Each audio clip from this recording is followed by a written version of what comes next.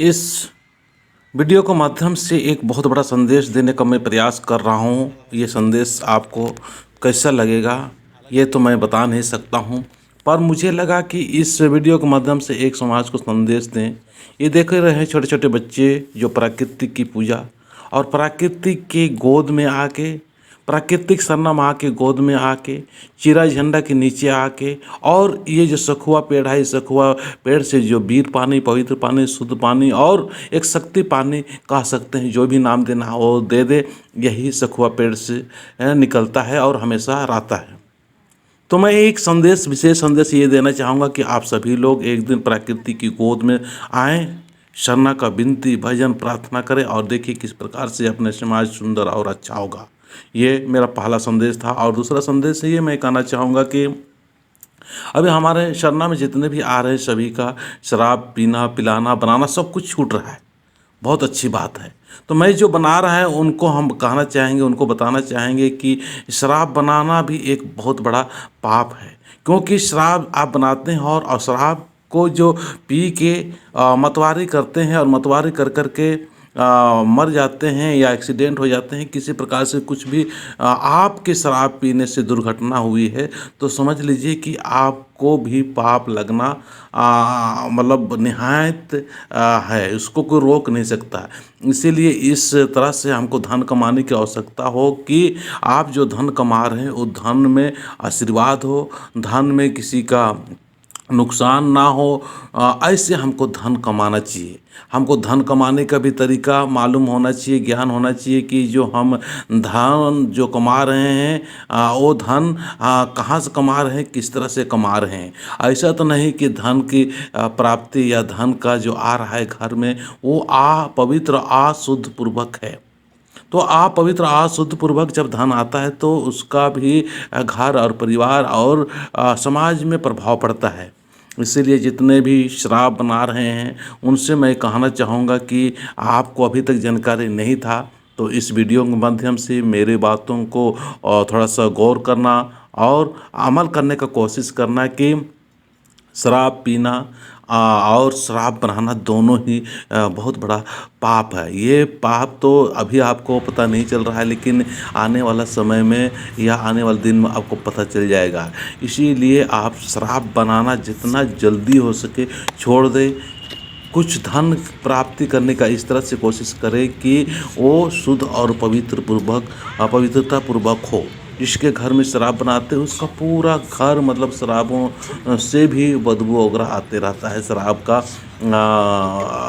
दिव्य तरंग नहीं, वो शैतानी तरंग घूमते रहता है। इससे भी बहुत ज़्यादा नुकसान होता है।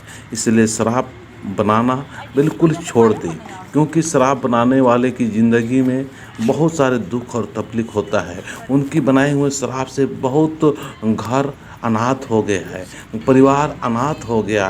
कितने लोग एक्सीडेंट होकर रास्ते में मर गए और कितने लोग अभी भी दुख में कर्रा रहे हैं।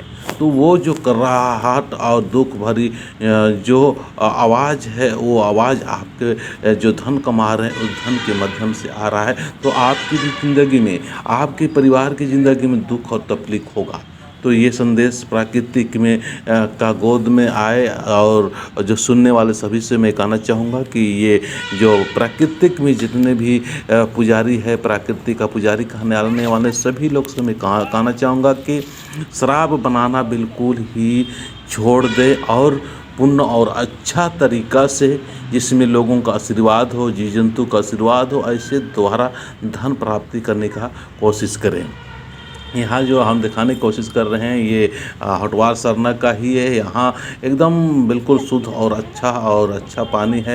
ये पानी हमेशा निकलते ही रहता है। मैं बार बार इसलिए बताने का प्रयास कर रहा हूँ कि हमारे समाज में कितना अच्छा है, कितना सुंदर है, कितना पवित्र है। आज ऐसी जगह पर हम लोग नहीं आते हैं और बहुत सारे ऐसी जगह पर चले जाते हैं जहाँ के धन की बर्बादी, समय की बर्बादी, पता नहीं क्या क्या बर्बादी होता है। वहाँ तो बहुत खुशी और उमंग से चले जाते हैं, पर हमारे अपने ही एक प्रकृति की गोद, प्रकृति की पूजा, प्रकृति की समाज, प्रकृति की रहन सहन, खाना पीना, उठना बैठना, तमाम तरह के हमारे प्रकृति के अनुसार जो स्वभाव है उस स्वभाव को भी हम जांचेंगे, जानेंगे, परखेंगे और उसके अनुसार, प्राकृतिक के अनुसार ही हम सहजता से, आसानी से उनके अनुसार हम स्वभाव बनाने का बचपन से ही कोशिश करेंगे। किसी का अहित नहीं चाहता। प्रकृति का स्वभाव कैसा होता है?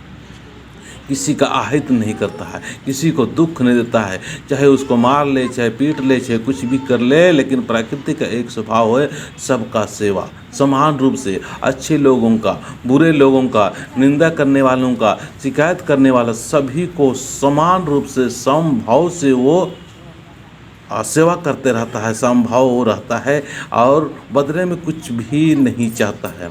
इसी तरह हम सभी लोगों को चाहिए कि हमको भी प्रकृति के अनुसार, प्रकृति के पुजारी, प्रकृति के समाज और प्राकृतिक सरना माँ के अधीन आके हमको प्रकृति के अनुसार ही हमको नम्र और सुंदर स्वभाव रखते हुए किसी को भी डायन, बिसही या दुख तकलीफ का दूसरे को कारण ना समझे। हम प्रकृति के अनुसार जीना, प्रकृति के अनुसार रहना, प्रकृति के अनुसार स्वभाव नहीं होने के कारण ही हमारी ज़िंदगी में दुख, तकलीफ और परेशानी हो रही है। तो उसका दुख या तकलीफ जो हो रहा है उसके कारण हम ही लोग हैं।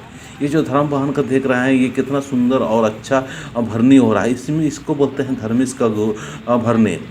धर्मेश का भरनी होता है बहुत स्मूथ और सहज और दूसरे को भी देखने में अच्छा लगता है, सुंदर लगता है। और जो भरनी होता है ये तो खुद के लिए अच्छा ही होता है, लेकिन जो स्मूथ भरनी होता है वही धर्मेश का चाला माँ का भरनी होता है। और चाहेंगे कि इसी प्रकार से देखें कितना सुंदर सा भरनी, बहुत अच्छा लगता है। जय धर्मेश।